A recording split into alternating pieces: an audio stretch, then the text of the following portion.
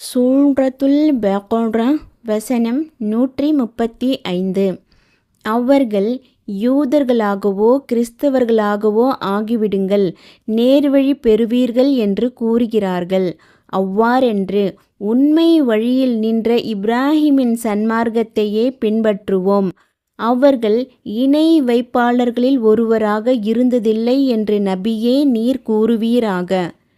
இந்த வசனம் அருளப்பெற்றதற்கான காரணம் தொடர்பாக இப்னு இஸ்ஹாக் ரஹ்மத்துல்லாஹி அலைஹி அவர்கள் அறிவித்துள்ளார்கள். இப்னு அப்பாஸ் ரதியல்லாஹு அன்ஹு அவர்கள் கூறியதாவது, அப்துல்லா பின் ஜூரியா என்னும் ஒற்றைக்கண் யூதன் அல்லாஹ்வின் தூதர் ஸல்லல்லாஹு அலைஹி வஸல்லம் அவர்களிடம், நாங்கள் இருக்கும் வழியே நேர்வழியாகும், முஹம்மதே எங்களை பின்பற்றுங்கள், நேர்வழி பெறுவீர்கள் என்றான். இதை போன்றே கிறிஸ்தவர்களும் கூறினார்கள். அப்பொழுதுதான் இந்த வசனத்தை அல்லாஹ் அருளினான்.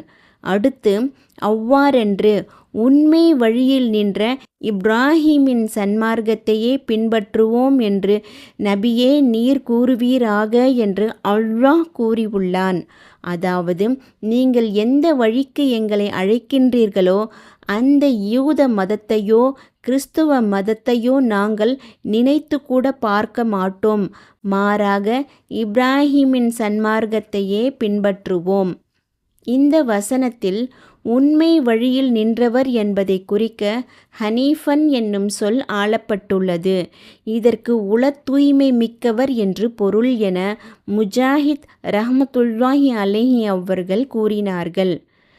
அபு கிலாபா ரஹ்மத்துல்லாஹி அலைஹி அவர்கள் கூறியதாவது, ஆதி இறை தூதர் முதல் இறுதி இறை தூதர் வரை எல்லா நபிமார்களையும் நம்பிக்கை கொண்டவரே ஹனீஃப், உண்மை வழியில் நின்றவர் ஆவார்.